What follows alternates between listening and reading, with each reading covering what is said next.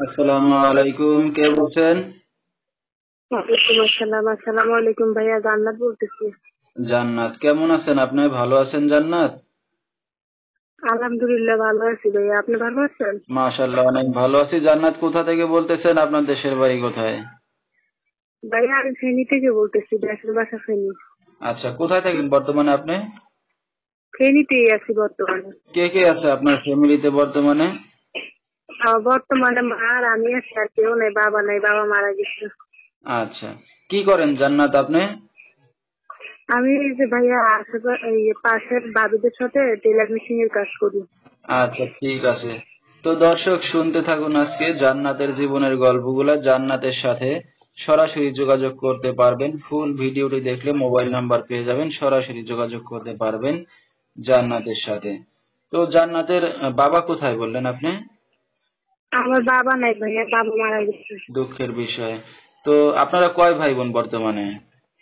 আমি একটা, আমার ভাই বোন নেই, একটা বোন ছিল, বোন মারা গেছে। দুঃখের বিষয়। তো জান্নাত, আপনার মা কি করে এখন বর্তমানে? মা বয়স্ক মানুষ তো ভাইয়া, কিছু করে না, বাসাতেই থাকে। বাসাতেই থাকে, আচ্ছা। তো এখন মা মেয়ে দুইজনেই আছেন, আপনি কাজ বাজ করতেছেন টেইলার মেশিনের, এই তো?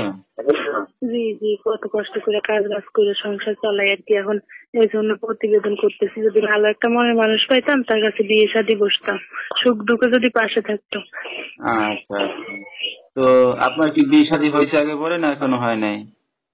না ভাইয়া, এখনো হয়নি। আচ্ছা, যৌবন বয়স একটা স্বামীর তো দরকার নাকি পাশে? জি। আচ্ছা, তো জান্নাত লেখাপড়া কত দূর করছেন?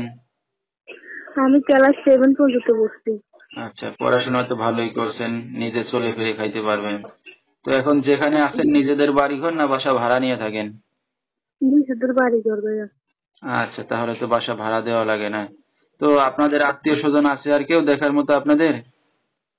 আছে, এই যে আমার মানে আমার দেখার মতো কে নাই, যে যার মতো আর কি।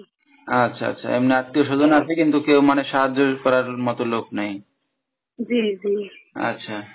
তো আপনারা আগে পরে তো বিয়ে শাদী হয় নাই বললেন, কারোর সাথে রিলেশন বা প্রেম ভালোবাসা করছেন এখনো? না ভাইয়া, রিলেশন ভালোবাসা করলে কি আর ভিডিও করতে আসতাম? আচ্ছা। এগুলা করি না। জি তো এখন এই যে আপনি বিয়ে শাদী করতে যাচ্ছেন, একটা ভালো মনের মানুষ আছেন, এই তো? তো জি। অনেক দর্শক আপনার সাথে যোগাযোগ করতে চাইবে বা এখন আপনার সাথে সম্পর্ক বা রিলেশন প্রেম ভালোবাসা করতে চাইবে, করতে পারবেন এখন? হ্যাঁ পারবো, অনেক মানুষে ফোন দিলে তার অনেক মানুষের সাথে পারবো না, যেহেতু নাম্বার থাকছে, হাজার হাজার মানুষ ফোন দিবে। যারে মন মতে পাবো তার সাথেই সম্পর্ক করবো। পারবো, কথা বলতে সমস্যা হবে না। আচ্ছা, তো দর্শক ভাইরা আপনার সাথে এখন কিভাবে যোগাযোগ করবে? এই যে ভিডিওতে আমার ফোন নাম্বার দেওয়া হবে। আচ্ছা, নাম্বারটা আপনি বলতে পারবেন? না ভাইয়া, আপনি একটু বলে দেন। ঠিক আছে। তো দর্শক, আমরা শুনতেছিলাম জান্নাতের জীবনের গল্পগুলা। যেহেতু বাবা নেই, বড় কোনো ভাইও নাই, জান্নাত নিজে কাজবাজ করে চলতেছে। তো যৌবন বয়স একটা স্বামিত্ব দরকারি সব মেয়েদের।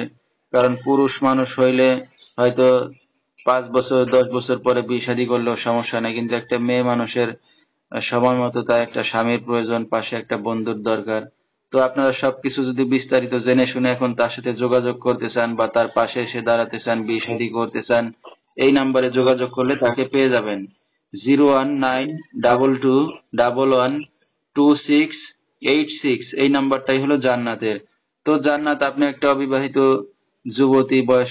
যুবতী মেয়ে। তো রাত বেরাত্রে আপনাকে অনেক দর্শক ফোন দিবে, তো কোনো সমস্যা হবে আপনার? না ভাইয়া, কোনো সমস্যা হবে না, কথা বলতে পারবো। কিন্তু ভাইয়া কথা একটাই, মা বোন সবারই ঘরে আছে, আমি একটা মেয়ে মানুষ বিপদে পড়ে আছি। যেহেতু যে বিয়ে করার ইচ্ছা আছে, সেই যাতে আমার ফোন দিয়ে ডিস্টার্ব করো, অন্য মানুষ যাতে ফোন দিয়ে ডিস্টার্ব না করো। মা আচ্ছা। বোন সবারই আছে। হ্যাঁ হ্যাঁ, কারণ মা বোন সবারই আছে, যেহেতু আপনার বিয়ে শাদী হয় না, একটু অবিবাহিত মেয়ে, কথাবার্তা বললেও একটু অন্যরকম লাগবে নাকি? জি। আচ্ছা, তো এখন তো দর্শক ভাইরা ফোন দিবে, দেখা যাচ্ছে আপনারা মা মেয়ে থাকেন, তো মা মেয়ে কি একসাথে ঘুমান রাতে না আলাদা ঘুমান? একসাথে ঘুমাই, কিন্তু সমস্যা নেই, কথা বললে আমি কথা বলতে পারবো। ঠিক আছে, তাহলে তো সমস্যাই নাই। তো দর্শক, বিস্তারিত জানতে সরাসরি ফোন করবেন জান্নাতের কাছে। আজকের মতো এখানেই শেষ করছি। ফুল ভিডিওটি দেখার জন্য অসংখ্য ধন্যবাদ আপনাদের সবাইকে। সবাই ভালো থাকবেন, সুস্থ থাকবেন। আসসালামু আলাইকুম।